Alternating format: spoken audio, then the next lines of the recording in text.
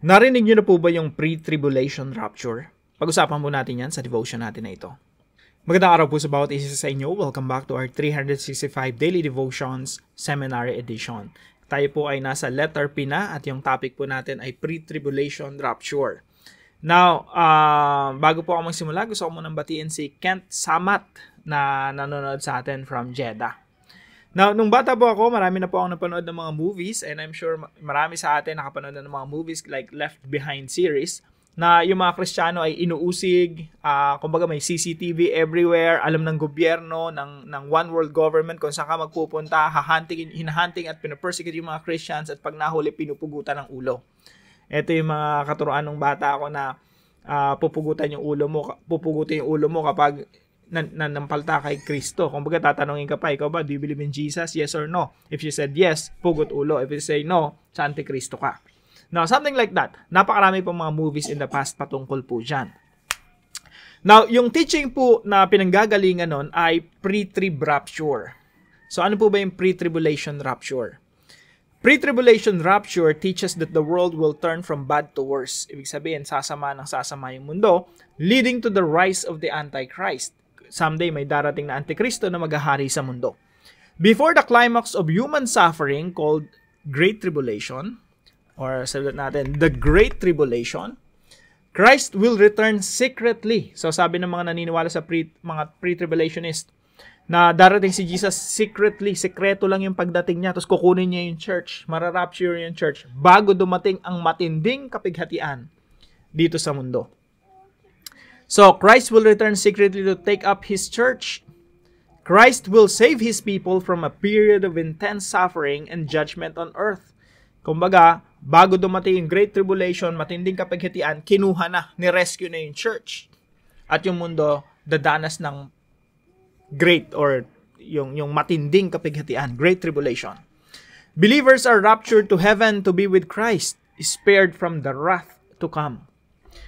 Now, sabi po dito sa 1 Thessalonians chapter 4, verse 16 and 17, dito po madalas kinukuha yung doktrina ng pre-trib rapture. For the Lord Himself will come down from heaven. So, sinasabi nila, ito daw ay secret coming. Pero pag binasa niyo po ito, kaya po hindi ako naniniwala sa pre-trib rapture na may sekretong pagdating si Jesus. Kasi ang sabi rito, the Lord Himself will come down from heaven with a loud command. Ibig sabihin, maingay. With a loud command, hindi sekreto. With the voice of the archangel and the trumpet call of God. May trompeta pa. Hindi to secret. This is public. Everybody knows. And the dead in Christ will rise first. After that, we who are still alive and are left will be caught up together with them in the clouds to meet the Lord in the air. And so we will be with the Lord forever. Sapagkat ang Panginoon mismo ang bababa mula sa langit na may sigaw, may tinig ng arkanghel, at may trompeta ng Diyos. So may sigaw, may trompeta, may tinig ng arkanghel, it's gonna be noisy. It's gonna be public. At ang mga namatay kay Kristo ay babangon muna. Pagkatapos tayong nabubuhay na naritira ay aagawin kasama nila sa mga ulap upang salubungin ng Panginoon sa papawirin. Ibig sabihin, sasalubungin natin si Jesus Christ. At sa gayon ay makakapiling natin ang Panginoon magpakailanman. Now, obserbahan po natin yung verse na ito. Dito po hindi sinasabi na ito ay secret, kundi ito ay loud and may trompeta pa, maingay, public. At the same time, hindi rin sinabi ng verse na ito na pupunta tayo sa langit. Ang sabi dito, we will meet Jesus in the air. Hindi sinabi rito kung papunta sa langit or pabalik sa lupa. Now, maganda po ang explanation dito ni N.T. Wright. Pwede niyo po itong panoorin. Si Ben Witherington III. Pwede niyo rin pong panoorin sa YouTube ito. Screenshot niyo na lang po. Or pwede niyo rin pong panoorin Russell Ocampo, Rapture. Marami po tayong mga topics patungkol rito.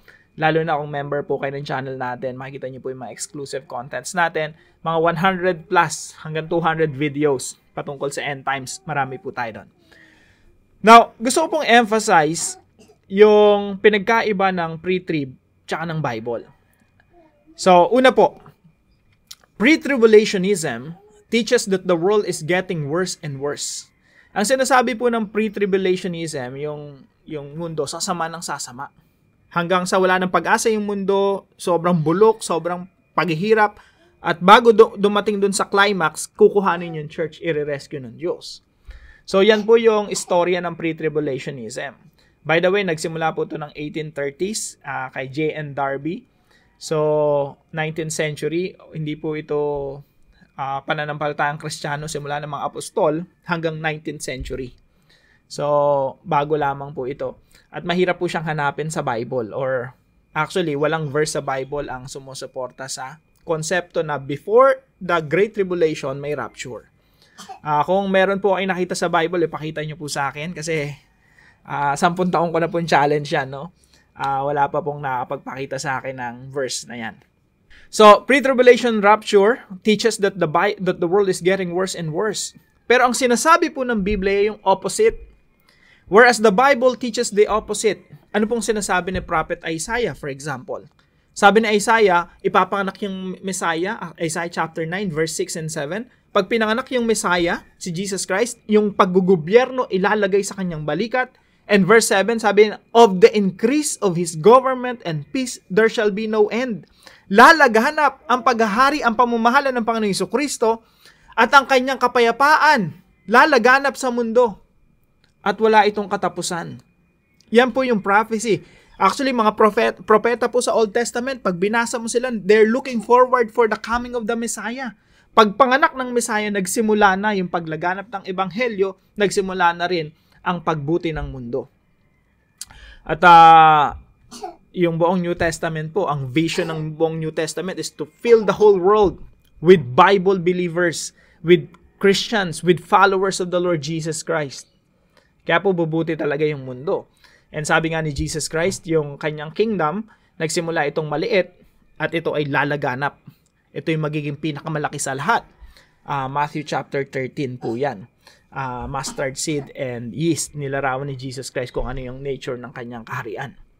Pangalawa po, pre-tribulationism teaches that the nations will turn to the Antichrist. Yung pre-tribulation rapture po, yung mga napanood natin ng bata tayo, ang tinuturo po nito, yung lahat ng mga nations sa buong mundo, susunod sa Antikristo. Lahat ng mga bansa, they will become followers of the Antichrist. Kaya may series din po tayo. Type nyo lang po, no? Russell Ocampo and then Antichrist. Marami po tayong mga topics. Mga 100 to 200 videos po yan. Especially, meron tayong 5 pillars of the Antichrist. Mga 5 hours discussion po yan. Patungkol lang po dyan sa topic na yan. Now, ayon po sa teaching ng pre-tribulation rapture, yung mga nation sasamba sa Antikristo, susunod. Pero, whereas, the Bible teaches that the nations will turn to Christ. Baligtad po. Ang itinuturo ng Biblia, ang mga bansa luluhod at susunod kay Kristo, hindi sa Antikristo. So, ang pre-tribulation rapture naniniwala all the nations will worship, will bow down, will serve the Antichrist. Pero yung Bible ang sinasabi, all the nations will worship, will bow down, and serve Jesus Christ. Napakaganda po ng teaching ng Bible, no? Marami po tayong discussion patungkol dyan. And I hope mabuhayan tayo ng loob na yung Pilipinas hindi pasama ng pasamayan. Bubuti ang Pilipinas. Lalabanan natin yung korupsyon. Magtatagumpay si Kristo. Then this country and all the ethnic groups dito sa Pilipinas will bow down to Jesus Christ. Hindi po will bow down to the Antichrist. Point number 3. Pre-tribulationism teaches that the rapture is the blessed hope. Ang yung tinatawag nilang blessed hope ay rapture. Parang wala nang pag-asa yung mga Kristiyano, inuusig, pinapersecute, gulpi sarado, tapos yung pag-asa natin ay alisin dito sa mundo. Whereas, the Bible teaches that Christ's return is the blessed hope. Yung blessed hope po natin mga Kristiyano ay muling pagbabalik ni Kristo, hindi po yung rapture. Paano po natin ito i-apply sa ating mga buhay? Parang high ng 15 minutes para discuss po itong topic na ito. Number 1 po, believe in the power of the gospel to transform lives, families, communities, and nations. Manampalataya po tayo sa kapangyarihan ng Ebanghelyo na kayang bumago ng buhay ng mga tao, pamilya ng mga tao, komunidad ng mga tao, at mga bansa ng mga tao. Gusto ko po yung mission and vision ng CCF. Yung church po namin, kinuha talaga to, halos verbatim. word for word itong vision and mission ng CCF. Sabi po rito, we are a movement of men and women who have encountered God and committed our lives to the Lord. Focus on making an impact. Merong impact dapat yung church sa mundo. Bakit? Because of the Holy Spirit. Through the work of the Holy Spirit in transforming lives, families, communities, and nations for the glory of God. This is the church. We are called by the power of the Holy Spirit to transform lives, families, communities, and nations. Paano mangyayari po ito? Ito po yung mangyayari sa pamamagitan ng Great Commission ni Jesus Christ sa tulong at pagpapalakas ng Santong Espiritu.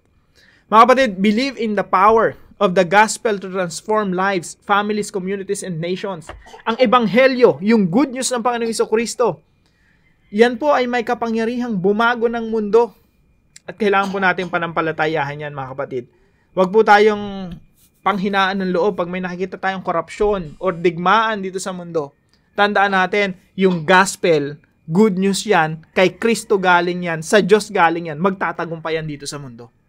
At babaguhin niya talaga yung mundo. Hanggang sa yung buong mundo, mapuno ng mga sumasamba at dumadakila kay Yahweh. Yan po yung vision ng mga propeta sa Old Testament pa lang, that the whole world will be filled with the knowledge of the glory of the Lord as the waters cover the sea. Point number 2. Believe the prophetic nature of the Great Commission that all nations will obey Christ.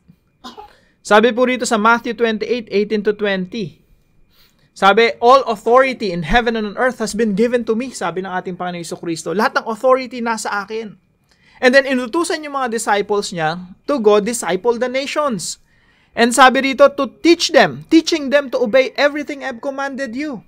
Inutos ng ating Panginoon Jesucristo na turuan nyo, disipuloy nyo lahat ng mga alagad at turuan nyo silang sumunod sa lahat ng pinag-uutos ko. So this Great Commission is not just a command. It's prophetic in nature that someday all the nations will obey Christ. Maliban na lang kung hindi tayo naniniwala na magtatagumpay yung utos ng Panginoong Jesucristo. Ako, 100% without a doubt, yung inutos ni Jesus Christ na disciple the nations, teach them to obey everything He has commanded us, alam ko, magtatagumpay yan. At lahat ng mga bansa magiging obedient kay Kristo. Point number 3. Believe that the return of Christ is our blessed hope. It is the completion of redemption. Yung blessed hope po natin, sabi nga po sa Titus chapter 2, verse 11 through 13.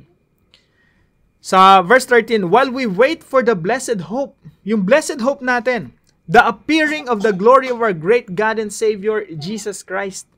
Yung maipahayag, ang pagpapakita ng kaluwalhatian ng ating dakilang Diyos at tagapagligtas na si Jesucristo. Yung dumating siya, yan na po ang kakumpletuhan ng proyekto ng Diyos na pagbabago sa mundo. Sinimulan po ng Panginoong Jesucristo yung pagbabago sa mundo, yung process of redemption. Sinimulan niya 2,000 years ago. Kukumpletuhin niya sa kanyang muling pagbabalik. From the first coming to the second coming, yan pong history na yan. Yan po yung proseso ng pagbabago sa mundo. Kukumpletuhin niya yan sa kanyang pagbabalik. Believe that the return of Christ is our blessed hope. It is the completion of redemption. Yan po ang istorya ng Biblia. Napakaganda. Now, gagawa po ako ng separate video to discuss many things patungkol po sa topic natin na ito. Pero I hope ngayon pa lang, nabuhayan tayo ng loob na the world is not getting worse and worse. The world is being redeemed. The world is being repaired. The world is healing because of the gospel and the growth of the kingdom of God here on earth. Now, para po sa ating discussion, what is the importance of believing in the power of the gospel to transform the world? Ano yung importansya na nananampalataya tayo sa kapangyarihan ng ebanghelyo na baguhin ang mundo sa pamamagitan at sa tulong at pagpapalakas ng Santong Espiritu? Tayo po'y manalangin. Lord God, thank you for the power of the gospel, the good news that transforms lives, families, communities, and even nations. Help me to believe boldly in your plan to bring all nations under the rule of Christ. Strengthen my faith in the prophetic promise of the Great Commission, that the world will not end in defeat, but in your glory. Let the return of Christ be my blessed hope, the fulfillment of redemption, and the triumph of your kingdom. Fill me with courage, vision, and joy as I live for you today. In Jesus' name I pray. Amen and amen.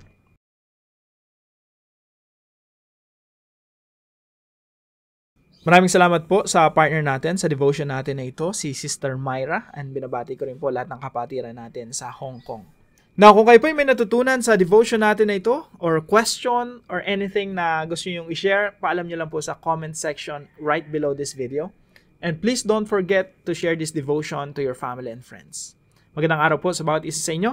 Magkita-kita po tayong muli bukas alas 5 ng umaga dito sa ating Daily Devotions.